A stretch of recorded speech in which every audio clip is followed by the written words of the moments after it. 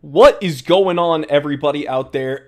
If you hear my voice sound kind of weird, or if you hear me cough a little bit, I'm a little bit under the weather. It seems like this season has been very difficult for me and my immune system.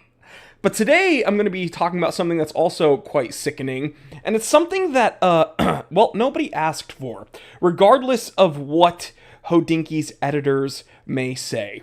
And it's yet another terrible article. Now, here's the thing. Recently, I've kind of been doing a victory lap for Hodinkee, because I think with Ben back at the helm, Hodinkee has been putting out a lot of really, really good content. However, this is kind of like a lingering symptom. This hasn't been cleaned out yet. This is something that is still lingering on in the air of Hodinkee's, networks from the dark times of Hodinkee. I think that this is probably not going to last much longer, so without further ado, let's go ahead and tell the time. It is 3:01 p.m. Let's get down to business. So, we are on Hodinkee's site, and I have linked the exact article in the description of this stream. So, you see someone here with 3 looks, and of course it has to be a how to wear it!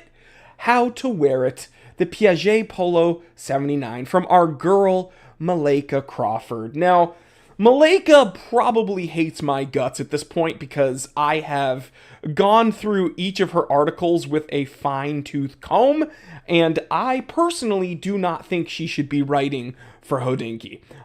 Do I think it's because she's not knowledgeable? Do I think it's because she is a bad writer? No, neither of those things. I think she has great opinions. I think that she is knowledgeable in her field. I think she's a decent writer. The issue is the things she clearly enjoys talking about, I think has absolutely nothing to do with wristwatches. I think that she is a holdover from the, quote, last administration of Hodinkee, but with Ben back at the helm, I don't think that they should be putting out this content anymore, and I truly believe this is probably something that they worked on and they couldn't just scrap it, so they're posting it now. So here, how to wear it, Malaika Crawford, she's their like in-house fashionista, if you will, and I get it, like, watches aren't totally outside of the fashion realm, because after all, if you want to simplify it, wristwatches are an accessory, and accessories are things you wear along with clothes, and I'm sure that people enjoy pairing their watches to their attire and vice versa. But here she says, in the first little paragraph, it's apparent that this is kind of like a holdover article. Welcome to How to Wear It, where our style editor Malaika Crawford takes one beloved watch and shows you how to make it look its best. Okay, cool. She writes here, hello and welcome back. It's been a while. The How to Wear It hiatus was a chance to breathe, reconfigure, and reinvigorate, while what it felt like, saturated mind with fresh ideas. Okay, so essentially, if I can like read between the lines, it's that Hodinkee was like reforming with Ben at the helm because they were losing a lot of money, and Ben clearly made it a priority to only put out really watch-focused articles, but Malaika kind of just really likes talking about this stuff, and they've probably, paid her a lot to work on these things, and so they can't scrap the things that she's worked on, and so they're like, okay, yeah, just put it out now. It's January, I guess put this out. These are easily some of the worst articles that Hodinkee puts out, and it's not because they're poorly written articles. It's because it talks about stuff that has absolutely zero to do with wristwatches. And listen, I like talking about things that have nothing to do with wristwatches, but I have a different YouTube channel. Shout out youtube.com/@canweusethатword. Type in everything is gay on YouTube search bar, and you will see my podcast channel. We just broke past 27,000 subscribers in like just about half a year, so thank you for all the support over there. But I talk about things that don't have to do with wristwatches because I know that not all my opinions need to be in one place. If I talk here about the things that I want to talk about there, a lot of you guys would probably be upset because it has nothing to do with wristwatches.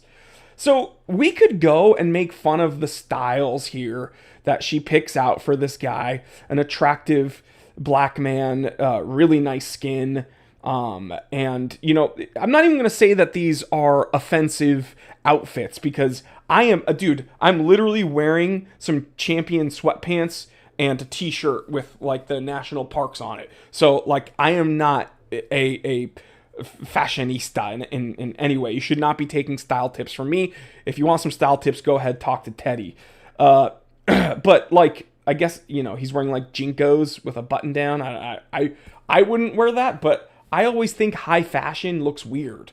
But again, like I'm not someone that you should really be listening to for fashion advice at all. But I could be making fun of these outfits, but that's not what's weird about these articles to me. Her talking about the clothes is actually like the least bizarre thing. It's when we go here on the third look, and this is actually, I think, the best look. He's wearing like a sweater vest with some slacks. I think that's like inoffensive. But when we go here, where is it? I think it's in the third look. Right here. Really weird things. I've mentioned Grace Wales Bonner in this column before. Widely known for her collaborations with Adidas, Wales Bonner Wales Bonner is often overlooked for her broader contributions to fashion. Exploring male femininity and African culture through the diaspora, she revisits the 70s silhouette from blah, blah, blah, blah, blah, blah. Exploring male femininity? Like, why are we even talking about this, dude? This is Hodinkee. We're talking about wristwatches. And here's the thing. I don't know anything about Malaika Crawford outside of the things she writes about. So, you know, her opinions on life outside of fashion and watches, I don't know.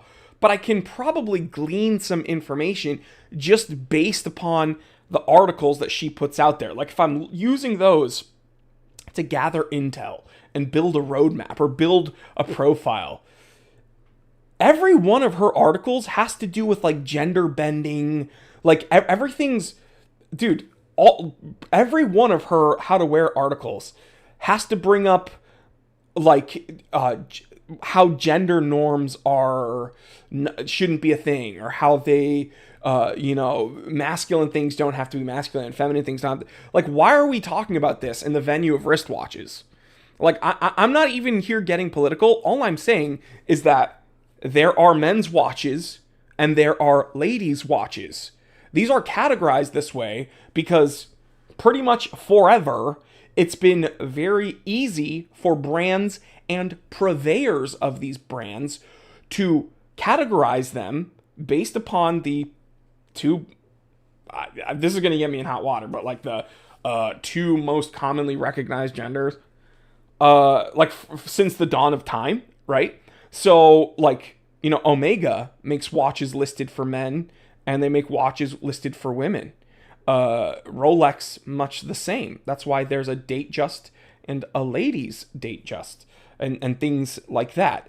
Every brand does it. I knew that this was getting to be an issue, and this is actually why I started my other channel to talk about some of these things. I knew that this was getting an issue when Instagram deleted some of my content because I posted a ladies Omega and I tagged it as a ladies Omega, and they deleted that post because it used gendered language and it was, you know, exclusionary to people. And I thought that that was so strange because it's like, well, I'm a man, I'm posting a ladies watch, like, isn't that somewhat progressive, right? And just because it's listed as a ladies watch doesn't mean people that aren't ladies can't wear it. And just because a watch is listed as a men's watch doesn't mean a woman can't wear it. Sammy has worn my G-Shocks before, and it looks very cute because it's bigger than her fist pretty much when she wears my full fat G-Shocks are like, you know, humongous on her. But it doesn't mean like, oh, she's not allowed because she's a woman and these are listed as men's watches. So the thing is, it's very strange. Not everything has to have this kind of spin on things, right? So I don't know why again, I think this is a holdover article. I've been giving Hodinkee a lot of grace because I understand things can't change immediately for the better. Hodinkee, in their defense, has done a lot of good recently. They've been putting out a lot of absolute bangers, and it seems like their articles have been much more catered to the watch enthusiast. This is kind of, I think, a lingering, again, holdover from the dark times of Hodinkee. And she's, they're getting absolutely flamed in the comment section, by the way. If you want to have a good time, go to Hodinkee, find some of their older articles back when they were writing about really stupid stuff like this. And then go to the comment section. The comment section in Hodinkee articles are hilarious because you think that it would be filled with Hodinks. You'd think it'd be filled with the guys, wearing the tweed coats and sniffing their own farts and stuff. That's not what it is. It's actually filled with dudes like me who flame this kind of stuff. So it's very disheartening to still see this. And it's kind of just so boring at this point. It's like, okay, I get it. Like, we're progressive, blah, blah, blah, whatever. But I feel like I feel like this is a post that I would make on my other channel. So anyway, just wanted to let you know, Hodinkee is still not perfect, but I will wait until they are. So, just another really stupid article from Hodinkee. So guys, I will see you maybe tomorrow if I don't get any sicker, but things, it's been one thing after another over here. Stay happy, stay healthy, stay blessed. I'm Jory Goodman. The time telling, always remember, I didn't invent time. I just tell it. I will see you guys hopefully tomorrow. Love you guys.